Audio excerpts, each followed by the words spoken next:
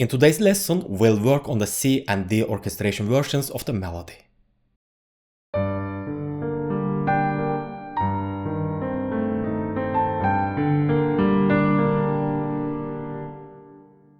Let's begin.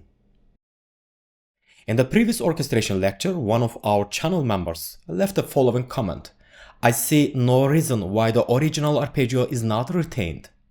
This is absolutely correct, and such an arpeggio can indeed be comfortably performed by the cellos.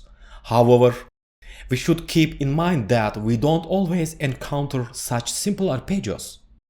For example, more complex, zigzagging arpeggio patterns wouldn't sound as effective if assigned directly to the cellos.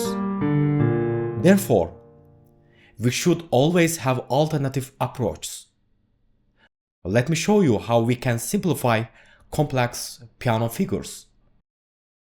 In the original piano texture, we are forced to play this passage with only the left hand, since right hand carries the melody. However, in orchestration, this limitation no longer exists.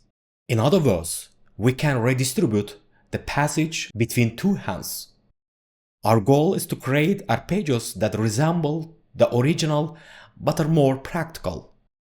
Let's assume that my left hand represents the cellos. To simplify the wide, complex arpeggio in the cello part, I will use my right hand as support. This will represent the violas. I will transfer the upper notes to the violas.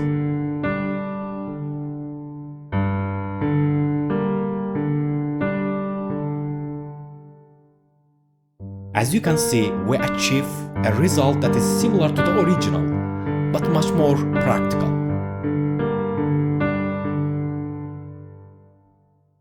If we want a fuller texture, we can enrich the viola part with chord tones.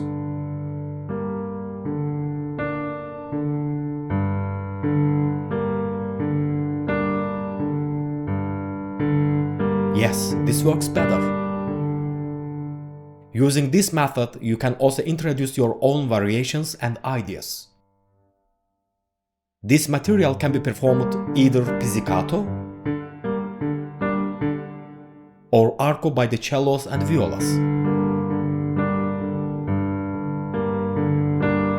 It is entirely a matter of your choice. Here I will choose pizzicato.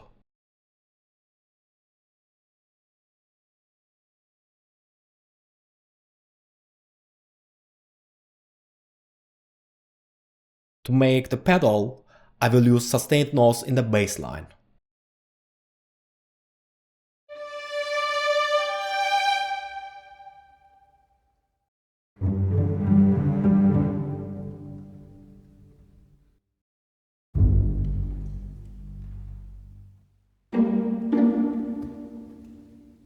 To fill the space, I will apply the spread method in the violins.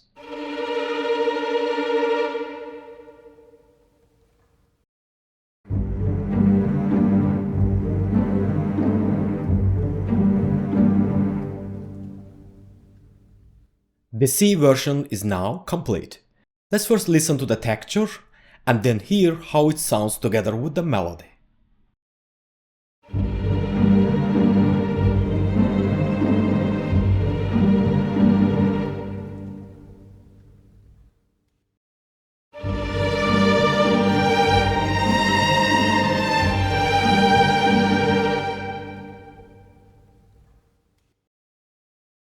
Now, let's look at the D orchestration.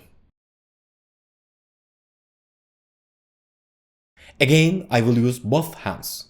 This time, let the left hand represent the cellos, while the right hand represents the violas and second violins.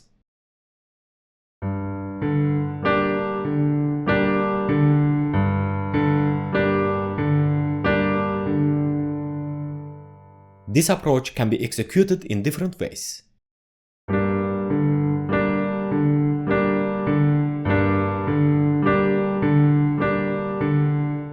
So, what have I done here?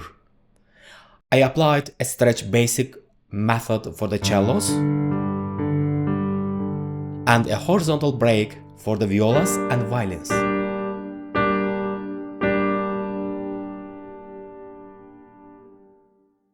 Since the right hand contains 4-part harmony, the notes should be performed either divisi or as double stops. The G3 is an open string in the violin, while G4 is played on the D string. The violas will take the third interval. Since you may encounter different chords in different pieces, it is important to understand how double, triple, or quadruple stops are performed.